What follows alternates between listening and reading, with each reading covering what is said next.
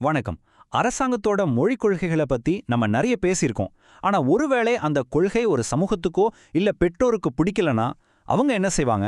எப்படி எதிர்ப்பாங்க? சும்மா இல்லாம சட்ட ரீதியா, கல்வி மூலமா, ஏன் நம்மளோட கல்ச்சர் மூலமா கூட எப்படி இதை செய்யறாங்கன்னு தான் இந்த பகுதியில நம்ம பார்க்க போறோம். வாங்க, இந்த ஒரு கேள்வியிலிருந்து ஆரம்பிக்கலாம். யோசிச்சு பாருங்க, உங்க குழந்தைக்காக ஒரு புது மொழிக் கொள்கை வருது, ஆனா அது உங்களுக்கு சரியாவே படல. அப்போ ஒரு அப்பாவா, அம்மாவா, ஒரு குடிமகனா நீங்க என்னதான் செய்ய முடியும்?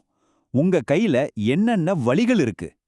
வாங்க, இதுக்கான பதில்களை தான் ஒன்னொன்னா தேட போறோம். சரி, நாம என்னென்ன விஷயங்களை பார்க்க போறோம்னு ஒரு சின்ன லிஸ்ட் இது. முதல்ல, ஒரு கொள்கைக்கும் நமக்கும் என்ன சம்பந்தம்? அடுத்து, கோர்ட்ல எப்படி ஃபைட் பண்றது? அதுக்கப்புறம், நம்மளே சொந்தமா ஸ்கூல்ஸ் ஆரம்பிக்கலாமா? நாலாவதா, நம்ம கலாச்சாரம் இதுல என்ன பங்கு வகிக்குது? கடைசியா, இது எல்லாத்தையும் சேர்த்து ஒரு மெனு மாதிரி உங்க முன்னாடி வைக்க போறோம். ஓகே, முதல் வழிக்குள்ள போலாம். அதாவது கோர்ட் மூலமா போராடுறது. இது ஒரு பெரிய சட்ட போராட்ட களம். இந்த ஸ்லைட்ல இருக்கிற விஷயம் ரொம்ப ரொம்ப முக்கியம். பாத்தீங்கன்னா 1968ல பெல்ஜியத்துல ஒரு பெரிய மொழி சம்பந்தமான கேஸ் நடந்தது. அது மாதிரியான எல்லா சட்ட போராட்டங்களும் இந்த ரெண்டு உரிமைகளுக்கு நடுவுல தான் நடக்குது. ஒரு பக்கம் கவர்மெண்ட்டுக்கு ஒரு பொதுவான கல்வி முறையை உருவாக்க உரிமை இருக்கு. ஆனா இன்னொரு பக்கம் பெற்றோருக்கும் அவங்க குழந்தையோட மொழி, கலாச்சார அடையாளத்தை பாதுகாக்கிற உரிமை இருக்கு. இது ரெண்டுக்கும் நடுவுல நடக்கிற ஒரு மல்யுத்தம் மாதிரின்னு வச்சுக்கோங்களேன்.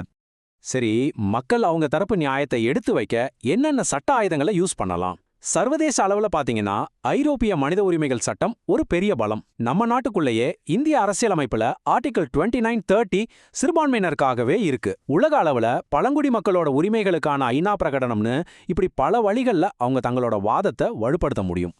சரி, அடுத்த வழிமுறை என்னன்னு பார்க்கலாம். சில சமயம் இருக்கிற சிஸ்டத்தை மாத்துறதை விட அதுக்கு இணையா நம்மளே ஒரு சிஸ்டத்தை உருவாக்குறது சுலபம். அது எப்படி நடக்குதுன்னு பார்ப்போம். சமூகங்கள் தங்களுக்காகவே 3 வழிகள்ல கல்வி நிறுவனங்களை உருவாக்குறாங்க.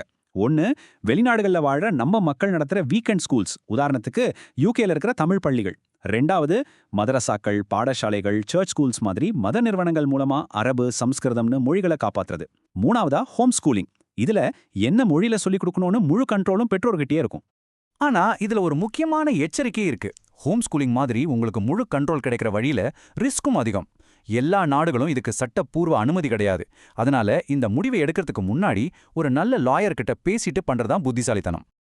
ஓகே, இதுவரைக்கும் நம்ம பார்த்ததெல்லாம் முறையான வழிகள். இப்போ கொஞ்சம் வித்தியாசமா ஆனா ரொம்பவே பவர்ஃபுல்லான ஒரு விஷயத்த பார்ப்போம். அதுதான் கலாச்சாரம். கல்ச்சர் மூலமா எப்படி மக்களை மனதை வெல்றதுன்னு பார்க்கலாம். இது நம்மில் பலரும் பார்த்த ஒரு விஷயம்தான். அதாவது ஒரு மொழிய உண்மையா கத்துக்கணுங்கிற ஆர்வம் இல்லாம எக்ஸாம் பாஸ் பண்ண எவ்வளோ தேவையோ அவ்வளோ மட்டும் படிக்கிறது. இத குறைந்தபட்ச இணக்கம்னு சொல்லலாம்.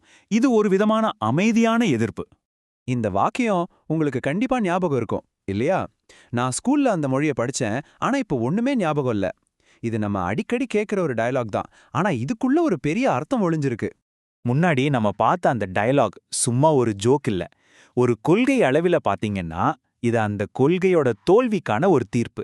அதாவது ஒரு கொள்கைய மக்கள் மேல திணிச்சாலும் அவங்க மனசுல அது இடம் பிடிக்கலன்னா அது தோல்விதான அர்த்தம். அப்போ ஒரு மொழியை எப்படி போர் அடிக்காம உயிர் போட வச்சுக்கிறது? அதுக்கு தான் இந்த மாடர்ன் வழிகள்.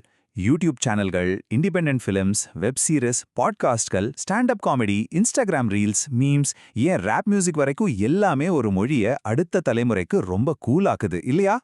சரி, நாம இவ்வளவு நேரம் பார்த்த எல்லா வழிகளையும் இப்ப ஒன்னா சேர்த்து ஒரு தொகுப்பா பார்க்கலாம். உங்களுக்கு ஒரு தெளிவான ஐடியா கிடைக்கும்.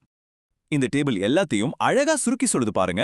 கோர்ட்டுக்கு போறது மெதுவான ப்ராசஸ், ஆனா ஒரு நிரந்தர பாதுகாப்பை கொடுக்கும். இதுக்கு நிறைய பணம், ஆட்கள் தேவை.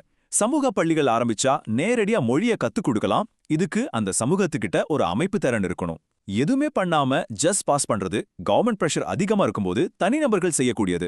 ஆனா ரொம்ப நாளைக்கு மக்கள் மனசுல நிக்கணும்னா நம்ம கல்ச்சர் மூலமா, அதாவது சினிமா, பாட்டு, மீம்ஸ் மூலமா தான் ஒரு மொழியை ஜெயிக்க முடியும். அப்போ இந்த பகுதியிலிருந்து நாம கத்துக்க வேண்டிய 3 முக்கியமான விஷயங்கள் என்னன்னா, 1, சட்டம் ஒரு மெதுவான ஆனா ரொம்ப முக்கியமான ஆயுதம். 2, சமூகங்கள் நினைச்சா அவங்களே சொந்தமா கல்வி அமைப்புகளை உருவாக்க முடியும். 3வது, எது நடந்தாலும் சரி, கடைசியில ஒரு மொழி வாழ்றதும் சாகிறதும் மக்களோட கலாச்சாரத்துல தான் இருக்கு.